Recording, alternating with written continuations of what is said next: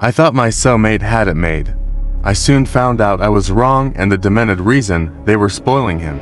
It had been 7 days, and I barely had eaten. Yet my cellmate stuffed his face from morning till night without offering me a morsel of food. I know the cameras were watching us and he was not supposed to share food with me, but he should have at least tried. He was the one that tried to escape. I didn't even know he was gone until the next morning, when they dragged me out of bed to tell me I would be taking the rest of his punishment.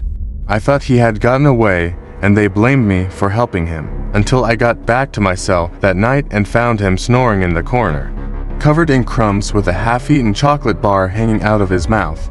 It didn't make sense why they were making an example out of me.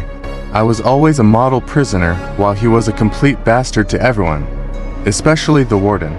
He spent his first year in solitary for popping the warden in the nose, and I don't think there was a guard that he didn't take a swing at. Every morning they hosed me down, then dragged me out to the yard in freezing temperatures to move rocks from one side of the yard to the other, and when I was done, they made me put them back.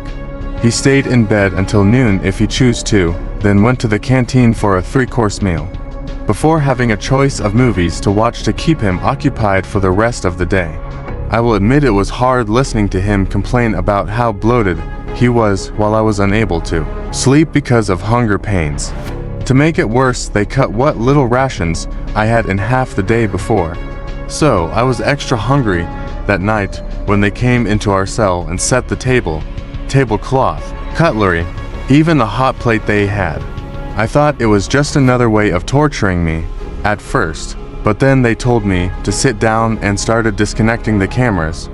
My cellmate was already sitting across from me smiling as he waited to see what his dinner would be.